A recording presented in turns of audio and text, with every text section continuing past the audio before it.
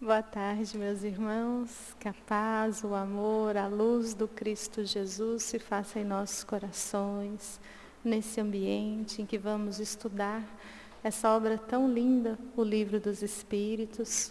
E nós vamos dar início fazendo a leitura de uma mensagem recebida aqui na casa, em seguida a oração. E nós convidamos que a Elô, que vai coordenar o estudo hoje, que após a oração ela possa dar início. Então, a mensagem foi recebida na terça-feira passada. Amados irmãos, que a paz do Cristo Jesus seja convosco. Que a paz do Cristo Jesus esteja convosco. Que essa paz nos chame à busca pela paz interior. Meus amados, quanto se fala em paz, quantos de nós almejamos a paz? Nós devemos compreender que a paz existe em nós, que essa semente precisa ser adubada,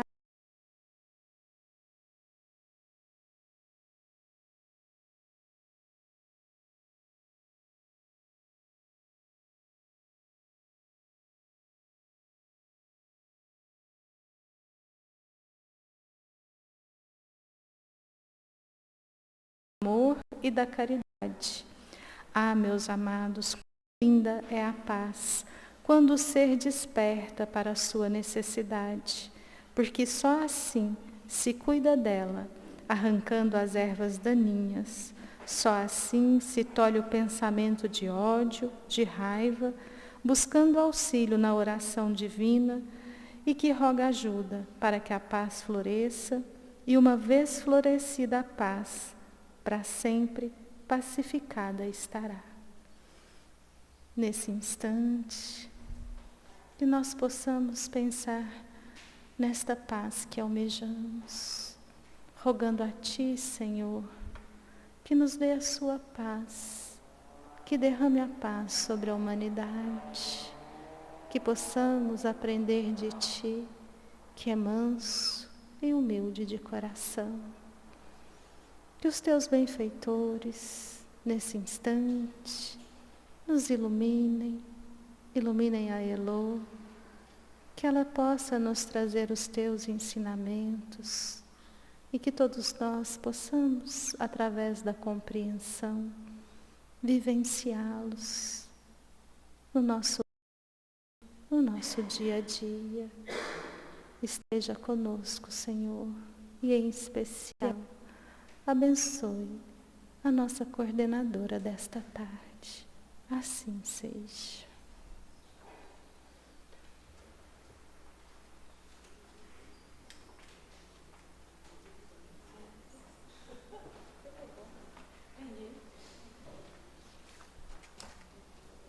Deixa eu tirar essa menininha daqui que eu tô com medo de derrubar. Ah, tá. Medo de derrubar esses negócios aqui. A pessoa traz tanta coisa.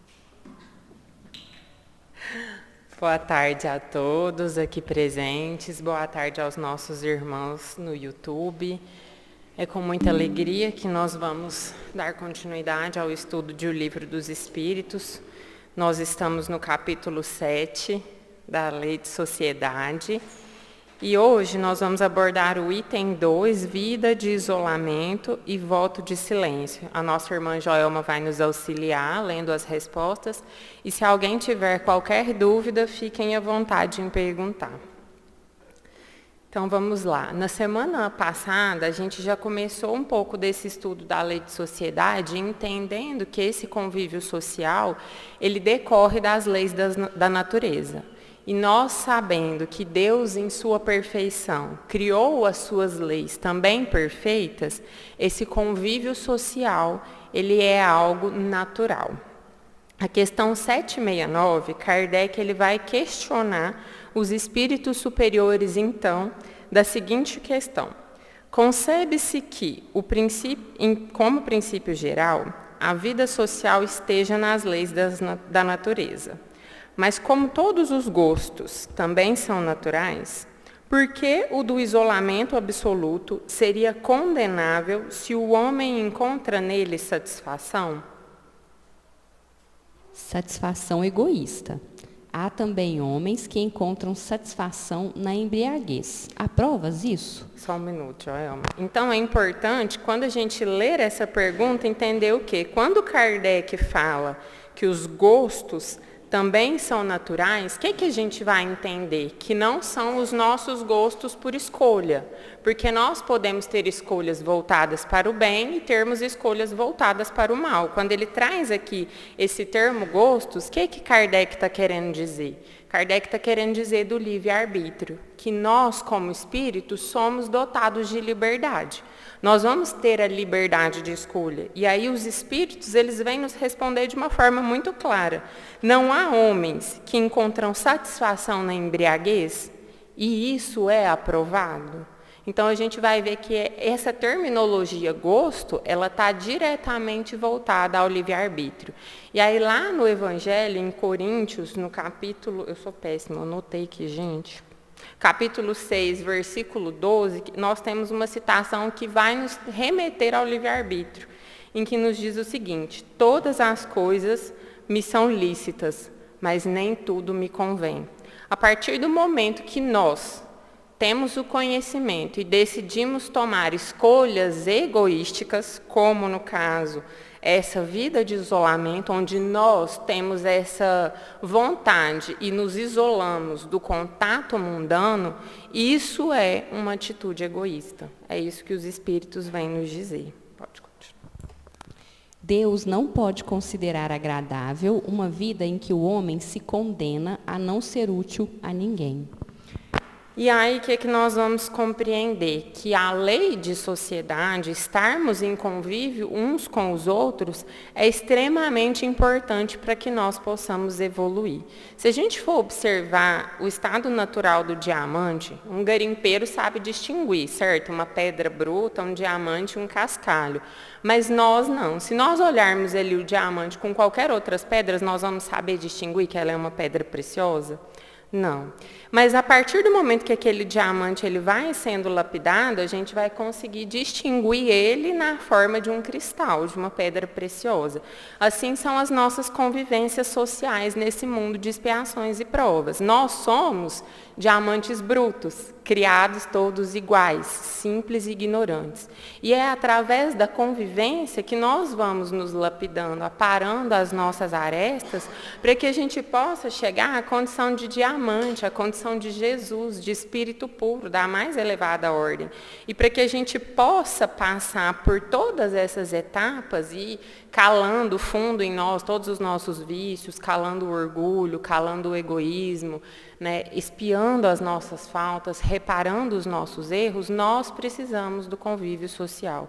Então, os espíritos eles são muito claros em relação a isso, que essa relação da sociedade ela é importantíssima para o nosso desenvolvimento como espíritos. Nós precisamos passar por essas experiências para nos lapidarmos e estarmos nessa condição de perfeição, evoluindo todo o nosso intelecto e toda a nossa moralidade. Questão 770. E que se pensar dos homens que vivem em reclusão absoluta para fugirem do contato pernicioso do mundo? O que Kardec pergunta, então? O que a gente vai pensar das pessoas que resolvem se afastar com a desculpa de que o mundo é um lugar que tem uma vibração muito baixa, que aqui as pessoas são muito orgulhosas, são muito egoístas, pensam muito em si, que elas não pensam no próximo, então eu vou me afastar para que eu não seja contaminado com essa, vamos dizer assim, atmosfera negativa. Duplo egoísmo. E por que a gente vai entender que é um duplo egoísmo? Porque a pessoa, quando ela escolhe se recluir, quando ela escolhe sair desse convívio, ela está privando o outro do contato dela, daquilo que ela poderia oferecer de bom em uma sociedade, e ela também vai estar, de certa forma, não tendo essa responsabilidade sobre o convívio com o outro. A A partir do momento que eu me coloco em uma situação de inércia, onde eu não vou passar raiva, onde eu não vou ser tentado, onde eu não vou ter ali situações que vão me tirar da minha zona de conforto, eu não vou ter com o que provar, eu não vou ter situações delicadas ali para eu ser responsabilizado. E eu também privo o outro de ter o contato comigo, uma vez que eu poderia auxiliar de alguma forma nesse processo de evolução. Todos nós... Seria também o caso de algumas pessoas que eu já ouvi, né, não quero julgar ninguém, só para discutir. Claro. Por causa das pessoas que não querem ser pais, por conta do jeito que o mundo está hoje. Como que eu vou colocar meu filho nesse mundo onde tem uma droga de sangue liberada e por aí vai? Você acha que também entra, essa resposta caberia nessa questão? Cada um vai ser responsável pelos seus atos. Era até o que eu ia começar a falar aqui sobre as missões, que todos nós temos missões dentro das nossas famílias, dentro dos nossos lares, em todos os lugares. Com as pessoas que nós iremos conviver, nós vamos desenvolver missões. Mas nós somos dotados do livre-arbítrio, que a gente falou lá no comecinho. Se, por algum motivo, nessa encarnação, eu optar por não ter filho, é o meu livre-arbítrio, é a minha escolha. Mas isso não vai me impedir de amar o meu próximo. Isso não vai me impedir de auxiliar no meu trabalho. Isso não vai me impedir. Porque a lei, a gente tem que entender que a lei de Deus é uma lei de amor. Deus espera que a gente ame a Deus sobre todas as coisas, a Ele sobre todas as coisas e o próximo como a si mesmo. Essa questão de ter um filho biológico ou não vai impactar de uma forma direta a sua capacidade de amar. Você vai poder desenvolver o seu amor de qualquer outra forma. Se for uma missão que você tem que desenvolver como pai, e for de receber um espírito, que você receba essa missão e abrace essa missão e viva ela. Agora, se não for, você tem o seu livre-arbítrio de não escolher. Falei, É uma questão assim, é o que ela está falando, às vezes, de muito julgamento por alguém que escolha não ser pai. E, ao mesmo tempo, uma escolha de você não ser pai, porque o mundo está de uma certa forma, aí esse seria um sentimento egoísta. Então, você ser convicto de que, às vezes, você não está preparado para ser pai é uma coisa. E você falar que não vai ser por causa da sociedade, aí já é uma fuga, uma desculpa. É mais uma coisa egoísta. Não vou ter porque o mundo está assim, não. Aí já é desamor. vou ter porque eu não quero. Agora, o outro lado é o que eu traz.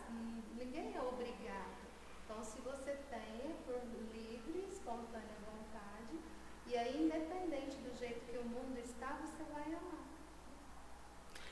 O que eu ia trazer logo, quando você perguntou, é que todos nós temos missões a serem desenvolvidas. Ninguém encarna por acaso aqui no mundo ou está aqui de passeio para contemplar uma existência. Não. Todos nós viemos com um plano durante a nossa existência. Num mundo de expiações e provas, nós vamos passar por provas e por expiações das quais nós escolhemos antes de encarnar.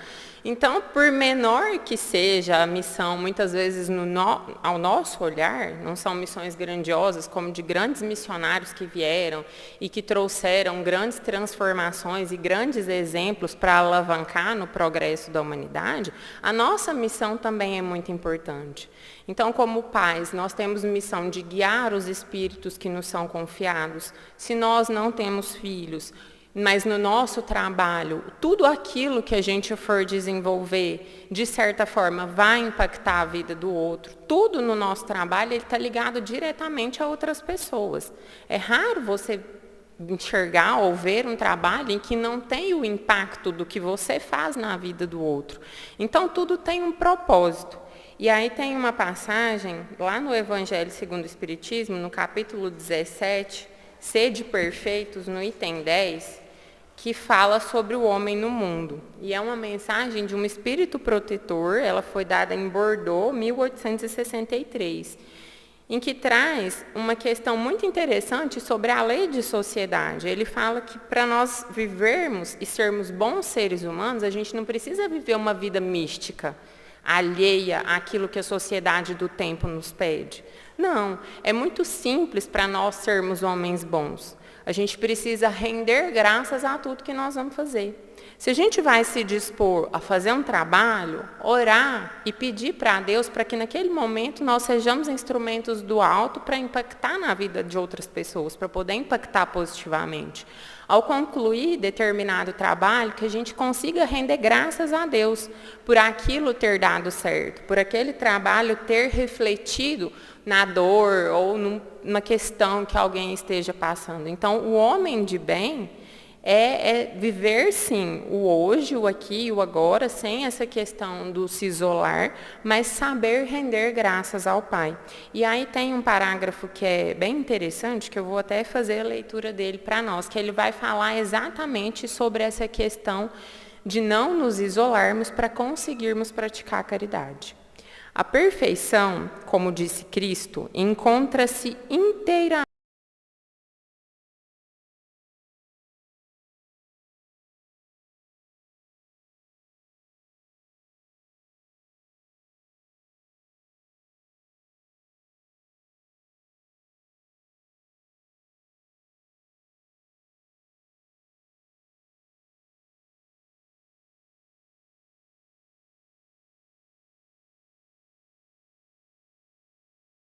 eles encontrarão a ocasião de praticá-la.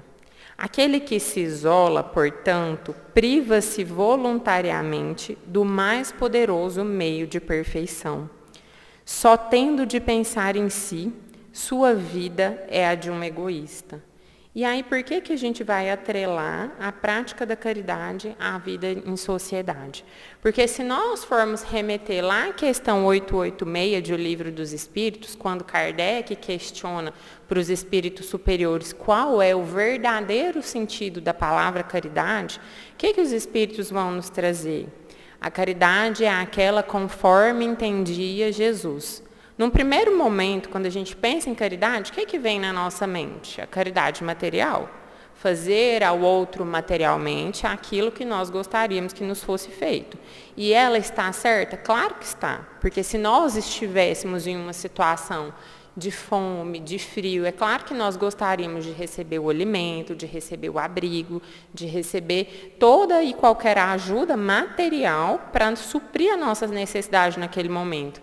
Mas para ela ser amplamente praticada, aqui, como diz o Espírito nessa passagem, para que a caridade seja praticada sem limite, a doutrina vem nos falar sobre o aspecto moral. E o que é esse aspecto moral da caridade? Aí os Espíritos nos respondem que é a benevolência para com todos, a indulgência para com as imperfeições alheias e o perdão das ofensas. Seria possível nós sermos benevolentes para com todos, vivendo uma vida de isolamento?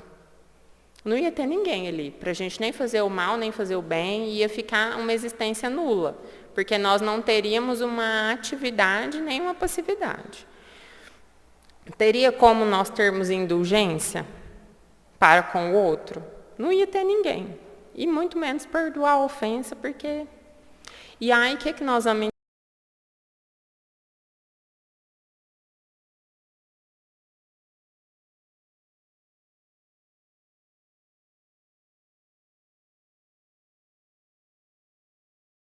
das bases da doutrina, fora da caridade não há salvação, para que ela esteja acessível a todos e para que todos possam ter acesso a essa salvação, nós vivemos em uma sociedade convivendo uns com os outros para que nós possamos colocar essa caridade em prática no seu mais amplo sentido.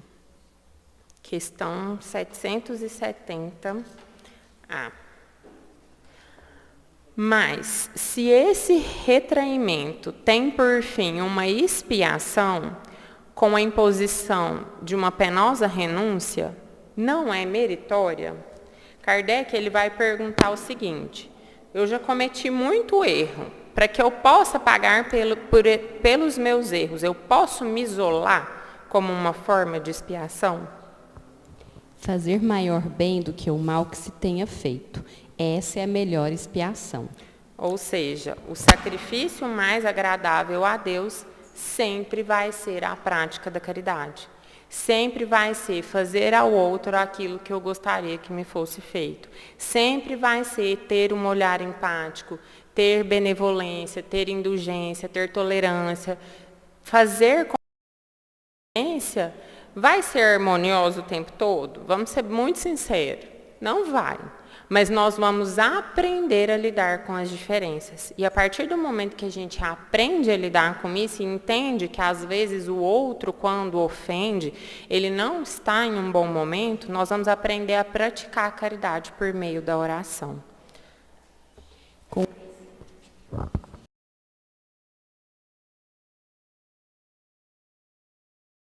Esquece a lei de amor e caridade. E aí, o que nós vamos entender? Que a partir do momento que o homem se coloca nesse convívio, ele tem a oportunidade de colocar a lei de amor e caridade em ação. Um ponto que é interessante e que pela Karen, às vezes eu acho que pode até ser uma questão que você vai querer levantar, é sobre a reclusão coercitiva. E aí? E quando a reclusão é coercitiva? Quando o indivíduo é retirado do convívio social pela lei humana. E aí, como que fica nesse caso? A gente sabe que as leis sociais, as leis humanas, regem alguns códigos de conduta. Para que a gente possa ter uma convivência pacífica, nós temos as leis dos homens que vão regulamentar essa convivência, essa coexistência pacífica. Quando o indivíduo ele não consegue viver em sociedade, nós temos hoje a lei dos homens que muitas vezes retira aquele indivíduo do convívio social para manter a integridade física das outras pessoas, enfim.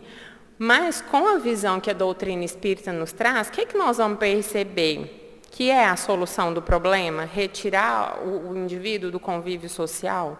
Não. Porque é algo muito mais profundo.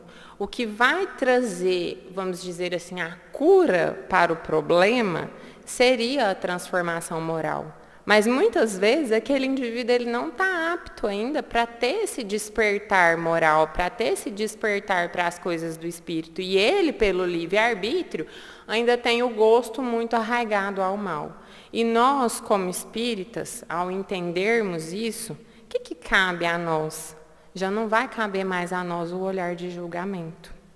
Porque Deus não quer a morte do pecador, Ele quer a morte do pecado.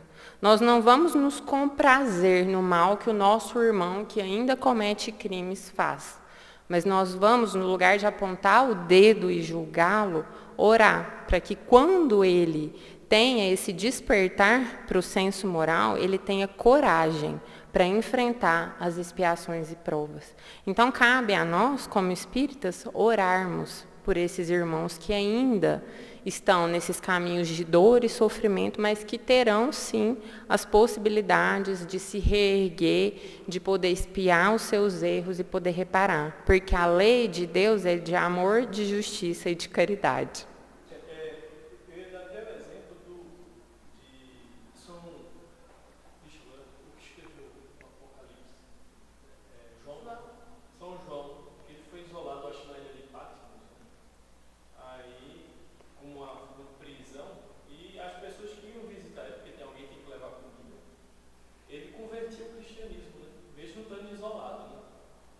Aí não foi uma reclusão voluntária, né? Foi a coercitiva. Isso, porque é difícil você estar realmente isolado sem te isolar do lado, mas alguém vai ter que levar pelo menos comida, alguma coisa assim. Porque tinha ilha prisão, né? Aí alguém vai ter que ir lá em algum momento. Quando tinha esse contato, ele usava dessa oportunidade para converter. Isso aí. Questão... Oi. Uma vez que a lei de sociedade é uma lei divina, a reclusão coercitiva, como você trouxe, então ela é contrária à lei divina? Ela é um mecanismo de contenção social, né? Mas contrária à lei divina? Fabiana. Aí a gente tem que entender Duas coisas distintas. a questão da evolução. Pela lei divina não tem isolamento. sociedades que vivem a lei divina. Nós que ainda não vivemos, não tem como você deixar uma pessoa em sociedade, por exemplo, um serial killer. Sem condição. A tendência dele é o assassinato. Então, o que você faz? Você retira da sociedade, mas não é o isolamento. Aí seria o acolhimento e a reeducação moral desse indivíduo, que é o que a gente também não faz. Mas essa sim seria O ideal. no nível evolutivo que a gente está, seria o ideal. Mas o exílio, como quando a gente vê, o espírito não acompanha a evolução daquele planeta, então ele vai ser deslocado para outro planeta. Para uma outra sociedade. Mas não poderia ser visto também. Não, porque Não é? Ele não está isolado, ele está em Porque contato. o príncipe está no planeta só para ele. Ele vai estar exilado de um planeta, mas ele está convivendo em sociedade. Acho que não terminou. Com esse refrão. De 770, com esse retraimento. Já? 771. O que pensar dos que fogem do mundo para se devotarem ao amparo dos infelizes? Aqui, Kardec, ele vai colocar como os que fogem do mundo são aquelas pessoas que abrem mão de viver os prazeres mundanos e se lançam a uma vida humanitária. Esses se elevam ao se rebaixarem. Têm o duplo mérito de se colocarem acima dos prazeres materiais e de fazerem o bem pelo cumprimento da lei do trabalho. E aí a gente pode se perguntar, né? Como que uma pessoa que abandona os prazeres do mundo, que abandona, né, essas questões materiais e se devolve e se volta a auxiliar o próximo, vai praticar a lei do trabalho? Muitas vezes a gente tem uma ideia também equivocada da lei do trabalho. Quando a gente fala trabalho, o que vem na nossa mente? O trabalho remunerado. Aquele que você faz algo para ter uma contraprestação pecuniária. E aqui, a lei do trabalho, ela não é só sobre o trabalho que é remunerado. Ela fala muito sobre o trabalho que não é remunerado, que é um trabalho de devotamento, de abnegação, onde se vai em auxílio dos infortúnios ocultos do próximo. E nós temos grandes exemplos de várias personalidades que abriram mão desse mundo, dos prazeres do mundo, da vida do mundo, para poder se devotar aos mais necessitados. Madre Teresa de Calcutá, né, que foi ali ser a mãe dos pobres, foi assistir aquelas pessoas na Índia, então ela abre mão de uma vida para se devotar à prática da caridade.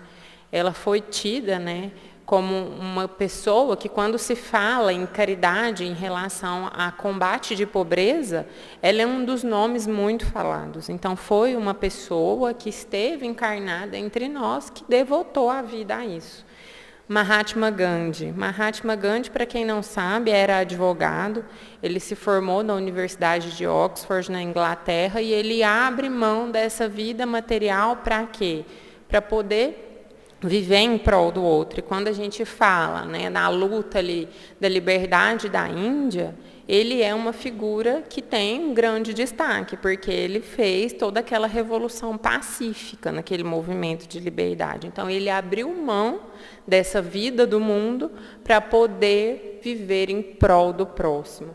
Outra grande personalidade agora brasileira que nós vamos falar é a irmã Dulce, que na Bahia dedicou-se a entrar, né, a encabecear essas obras humanitárias e dedicou a sua vida ao próximo. E aqui, muito próximo de nós, que é uma figura bastante conhecida, nós temos o nosso irmão Jerônimo Mendonça, que ele era um espírita, nascido em Ituiutaba, e ele teve ali, quando ele tinha uns 15 anos, ele foi acometido de uma doença que ele ficou acamado. Então, ele poderia, em virtude da doença, se recluir, ficar dentro de casa e ficar ali no conforto da sua casa? As mas o que Jerônimo Mendonça escolheu? Levar a boa nova do Cristo, disseminar a doutrina espírita. Então, mesmo com todas as questões de falta de mobilidade que ele tinha, ele dava palestras, ele viajava, ele escreveu livros, ele fazia reuniões mediúnicas, ele fazia atendimento fraterno. E é até engraçado nós pensarmos, né, que uma pessoa com tanta debilidade física fazia atendimento fraterno. Muitas vezes nós, doentes da alma, o procurávamos para poder receber ali instruções, um bálsamo salutar, uma palavra de coragem para que a gente pudesse enfrentar as adversidades da nossa existência. Então, ele é um exemplo muito grande de devotamento, abnegação e de fé, porque mesmo diante de todas as dificuldades, ele estava ali vivenciando tudo aquilo que a doutrina espírita nos traz. Questão 701A. E os que procuram no retiro a tranquilidade necessária para certos trabalhos? Esse não é o retiro absoluto do egoísta. Eles não se isolam da sociedade, pois trabalham para ela. Nessa questão, o que é que nós podemos imaginar? Vamos imaginar a figura de um trabalhador rural. Seria possível o trabalhador rural coordenar toda a questão de uma safra, de uma lavoura, num convívio social, ou coordenar toda a produção leiteira de um rebanho de vacas no convívio social? Não. O habitat natural do animal é, vamos dizer assim, na fazenda, é no pasto, ali tem até uma questão do menor estresse do animal, quando ele está no habitat. Então, quando ele sai desse convívio social para regular um trabalho que vai fornecer suprimentos para a sociedade, ele não está se recluindo, ele não está se retirando desse convívio. Momentaneamente é necessário, mas esse trabalho ele dá frutos para essa sociedade. Questão 777. O que pensar do voto de silêncio prescrito por algumas seitas desde a mais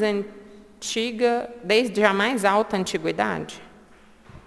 Perguntai antes se a palavra é natural e por que Deus a deu. Deus condena o abuso e não o uso das faculdades por ele concedidas. Não obstante, o silêncio é útil, porque no silêncio te recolhes, teu espírito se torna mais livre e pode então entrar em comunicação conosco. Mas o voto de silêncio é uma tolice. O que nós vamos perceber aqui? Que em tudo nós vamos ter que ter meio termo. O voto de silêncio absoluto, quando você se coloca em uma posição de não conversar absolutamente nada, da mesma forma que o isolamento, o que é que ele faz? Ele te tira desse convívio, porque hoje, no mundo de expiações e provas, em um mundo material, qual que é a nossa forma de comunicação? A palavra. Claro que com o avanço da tecnologia, a gente consegue se comunicar por outras formas sem ser verbalmente, mas em si é a fala. A gente se comunica com o outro através da fala. Então, um voto de silêncio absoluto nesse sentido de que nós não pudéssemos conversar com o outro, ele iria ter essa mesma função do isolamento. Seria um ato egoístico, nós não travarmos um diálogo com outras pessoas. Mas, por outro lado, os espíritos falam que o silêncio, ele é importante em determinados momentos para quê? Para nós entrarmos em contato com o plano espiritual. Quando nós vamos fazer uma prece, em um momento de introspecção, a gente não se conecta muito mais com a espiritualidade no silêncio do que no meio de barulho, de um lugar tumultuado? Claro que se for, né, numa situação, vamos dizer assim, que a gente está passando um apuro, a gente vai se conectar com a espiritualidade independente do barulho ambiente. Mas quando a gente se fecha os nossos olhos, fecha os nossos ouvidos, silencia a nossa mente acelerada, que fica muitas vezes ligada na matéria, nós conseguimos ter uma melhor conexão com o alto. Então, por vezes, esse silêncio, quando utilizado nesses pontos de conexão com o alto, ele é muito bem visto. Os médiuns, e até no livro dos médiuns traz isso, que alguns, para o desenvolvimento da mediunidade, ali para ter aquela sintonia com os espíritos, precisam desse momento de introspecção para poder dar essas comunicações.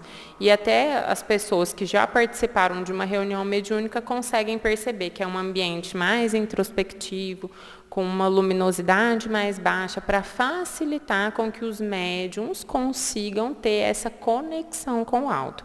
É extremamente necessário? Não. Reuniões mediúnicas podem acontecer à luz do dia sem ter essa luminosidade baixa, mas são mecanismos ambientais que vão facilitar nessa conexão com o plano espiritual.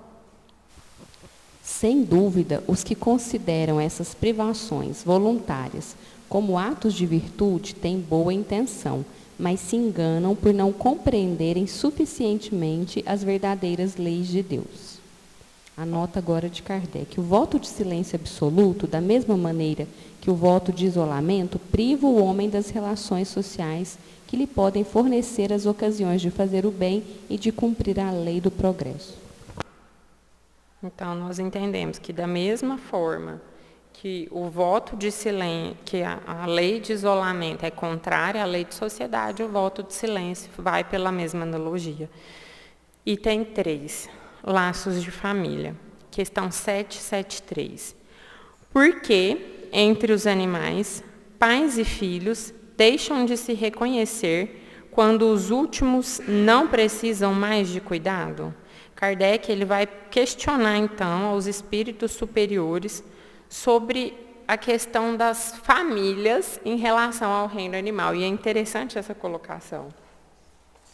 Os animais vivem a vida material e não a moral. A ternura da mãe pelos filhos tem por princípio o instinto de conservação aplicado aos seres que deu à luz. Ou seja, o que a gente vai entender nessa primeira resposta que os espíritos superiores nos dão? Nós diferimos dos animais. Por quê? Porque nós somos os seres inteligentes do universo. E isso vai estar lá na questão 23, na questão 76 do Livro dos Espíritos, quando Kardec pergunta: o que é o espírito? O espírito é o princípio inteligente da criação. Nós fomos criados simples e ignorantes, todos da mesma forma, com capacidade, com a perfectibilidade, com tudo que nós precisamos dentro de nós para chegarmos à perfeição. E aí, nessa questão do desenvolvimento, nós vamos desenvolver a inteligência e a moralidade até chegar à condição de espírito puro. Então, o nosso desenvolvimento ele é diferente do desenvolvimento do animal. O animal não é dotado de livre-arbítrio, nós somos. O animal ele é dotado de instinto. Apesar da gente já conseguir visualizar no animal uma individualização, ele não vai ter determinados sentimentos e características que são inerentes do princípio inteligente. Quando esses seres podem cuidar de si mesmos, sua tarefa está cumprida e a natureza nada mais lhe exige. É por isso que ela os abandona para se ocupar de outros que chegam. Na natureza, os animais eles vão seguir o instinto de conservação. E aí, nesse instinto de conservação, a mãezinha dos passarinhos, a partir do momento que eles conseguem voar, se alimentar sozinhos, se virar sozinhos, ela já não vai mais os reconhecer como filhos. Eles já são, vamos dizer assim, do mundo, da natureza. E ela vai se preocupar com a nova ninhada que vem. A gente consegue perceber de uma forma muito nítida e muito clara esse instinto de conservação. Ela cuida deles até dado momento em que eles conseguem se virar sozinhos. E nas relações humanas, será que é assim? Será que nós, pais, a partir do momento que o filho fez 18 anos, saiu de casa, está tudo bem, está tudo certo? Não, claro que não. Porque nós temos vinculações afetivas. afetivas, nós temos responsabilidades com aqueles que nos foram confiados. E muitas das vezes essas ligações, elas não são dessa existência, nós já estamos reencarnando juntos há algum tempo. Então esses laços, eles têm a finalidade de nos auxiliar nesse progresso. Quando uma mãe recebe um filho e ela tem a missão de, né, trazê-lo ao mundo e educá-lo, ela jamais vai desejar o mal para aquela criatura que ela abraçou com tanto amor, em regra. É claro que a gente sabe que existem exceções, mas, via de regra, os pais que aceitam a missão de cuidar de um filho querem o melhor para ele, querem que eles sejam homens de bem, querem que eles sejam pessoas boas, para que eles sejam pessoas íntegras, pessoas de caráter. Ninguém quer ver um filho sofrer. Muito pelo contrário, todos nós queremos ver que os nossos filhos andando a passos firmes pelo caminho do bem. Então, essa vinculação, ela é diferente. E aí, quando a gente fala, né, nessa questão da doutrina espírita, tem uma passagem interessante na Revista Espírita de setembro de 1859, que vai nos mostrar exatamente isso. Quando nós, na questão familiar, temos esse vínculo que é formado por um amor verdadeiro, os laços da encarnação, eles não vão quebrar as ligações que foram fundadas no amor. E essa passagem, ela vai falar, chama O Lar de uma Família Espírita. Ela vai falar sobre a relação de um casal e os 4 filhos, lá intitulado Sr. G.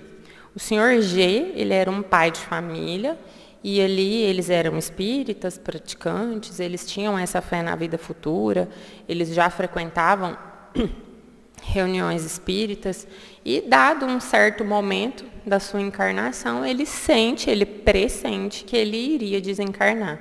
Então ele reúne toda a família e ele fala com a esposa e com os seus filhos: está perto o momento de que eu vou deixar a Terra, mas eu quero que vocês tenham fé, que vocês tenham força, que vocês tenham coragem. E ali ele fala para os filhos que eles gostariam que os filhos auxiliassem a mãe naquela árdua missão que ela iria continuar a desenvolver, porque ela seria a provedora da casa, ela ficaria, né, responsável pelos filhos como viúva. Dá-se então um tempo, ele desencarna, e de tempos em tempos, o que era permitido pela espiritualidade? Que ele se comunicasse com a família. Então, os filhos esperavam com uma naturalidade muito grande aquele momento chegar, que era quando eles iam ter esse contato com o pai. Então, mesmo desencarnado, o Sr. G não abandona a sua família, e ali ele dá instruções sobre as adversidades que a família ia passar, para que eles tivessem força, para que eles tivessem coragem, e eles vão tendo esse contato.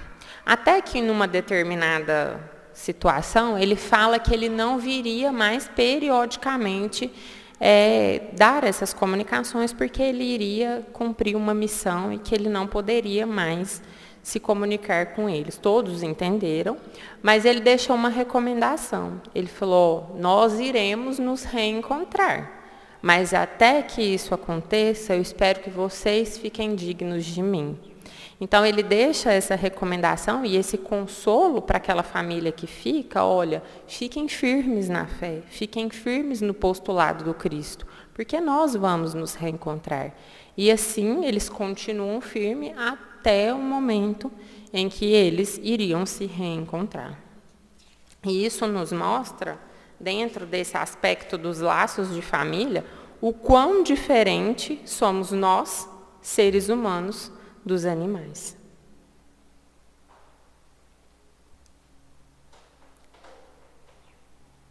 É a 774.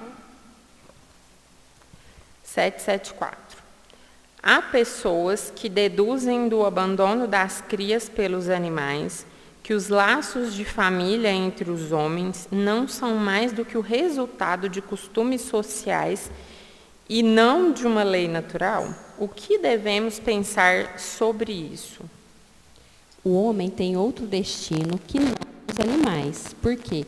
Pois querer sempre identificá-los.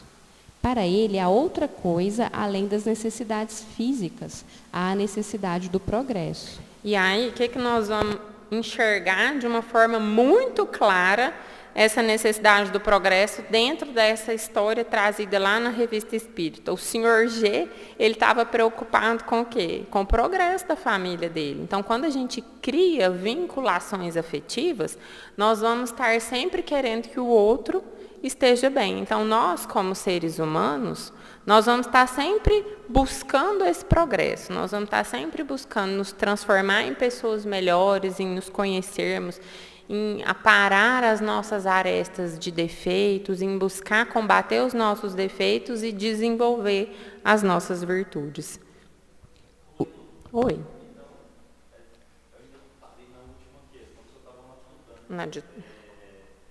Então, o sentimento é um atributo exclusivo, exclusivamente de espíritos dotados do livre-arbítrio? Em outras palavras, se eu digo que um cachorrinho me ama, não é um amor de verdade? Não. Quando a gente pega o princípio inteligente, ali elaborando, então ele tem uma inteligência. O sentimento, ele já está ligado muito à moralidade.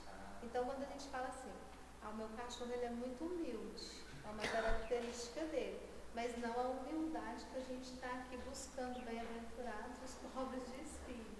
Então tem ali toda uma elaboração, mas o princípio inteligente ele está mais no sentido instintivo de individualização para passar para essa fase de humanidade. Então na fase de humanidade é que a gente tem todos os atributos e a gente vai entender o quê? Que o amor é esse instinto elevado à altura desse progresso realizado. Então, esse instinto que vem ali no princípio inteligente, ele ainda não tem essa capacidade. Então, por isso que é o que está sendo dito. A mãe ali, ela faz instintivamente o que ela tem que fazer. A maternidade, na fase de humanidade, tem mães que estão próximas à animalidade. Mas quanto mais evoluído, mais sublimidade, que é o senhor G. Então, mesmo desencarnado, ele continua a paternidade.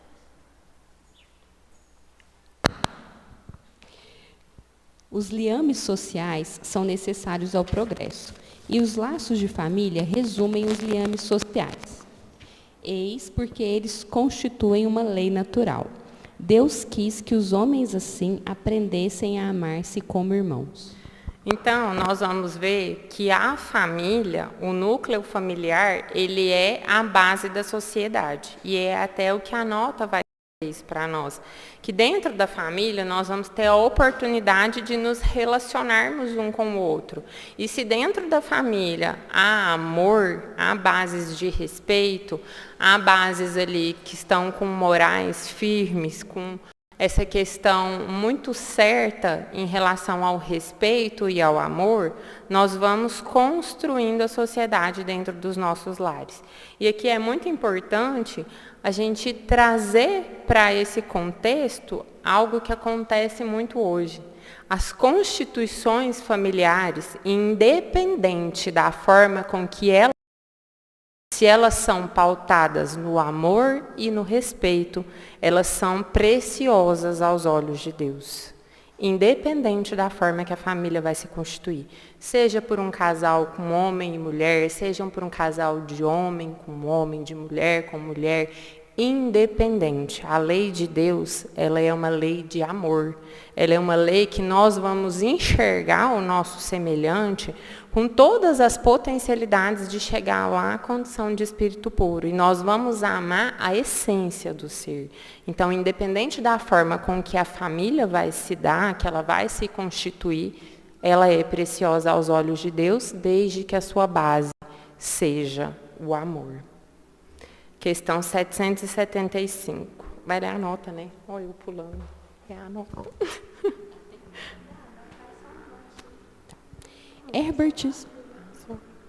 Herbert Spencer considerou a família entre as instituições que dão forma à vida social. Marx e Engels como o primeiro grupo histórico, a primeira forma de interação humana. Augusto Comte como a célula básica da sociedade, o embrião e o modelo desta, de maneira que a sociedade perfeita é a que funciona como a família. Atualmente, a sociologia da família e a psicologia social, bem como as próprias escolas de psicologia do indivíduo, reconhecem a importância básica da família. O mesmo se dá nos estudos de psicologia educacional e de filosofia da educação. John Dewey, em Democracia e Educação, acentua a importância do lar na organização social e na preparação da vida social.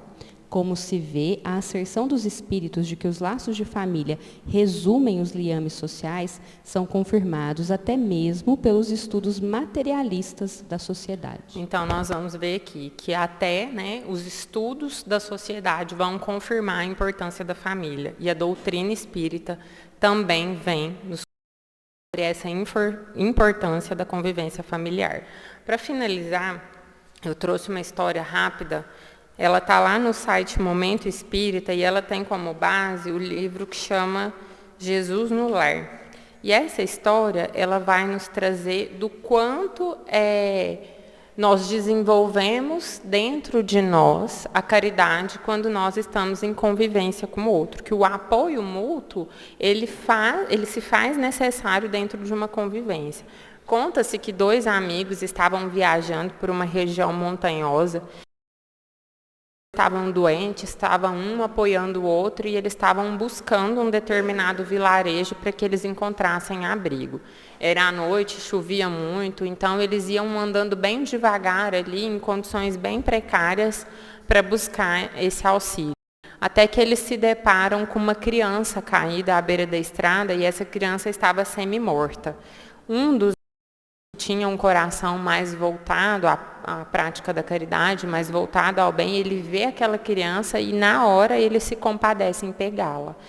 E o outro amigo falou: meu amigo, eu estou doente, vamos embora. Cada minuto que a gente conta nessa estrada é precioso para a nossa vida. Você nem conhece essa criança, ela já está praticamente morta, deixa ela ir.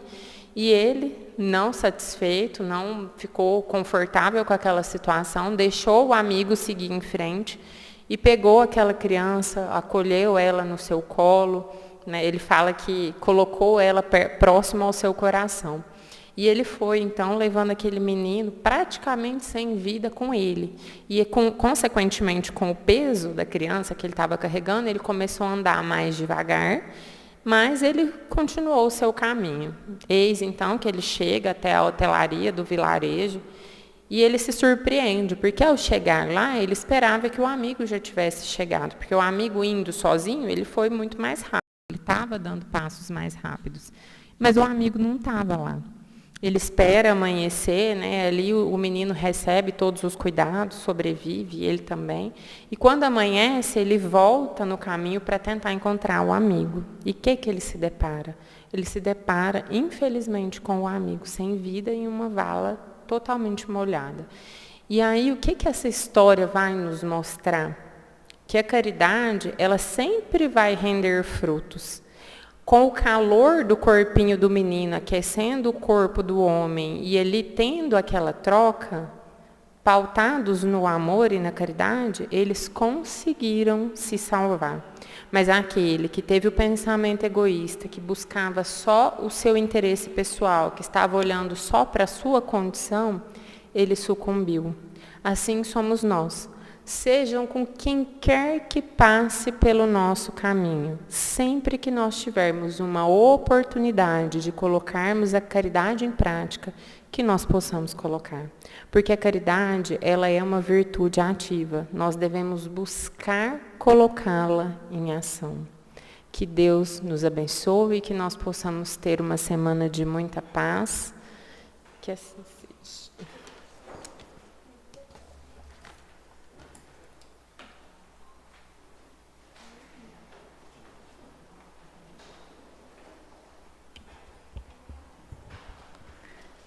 Nós vamos chegando ao final do nosso estudo, nos preparando para o tratamento do passe.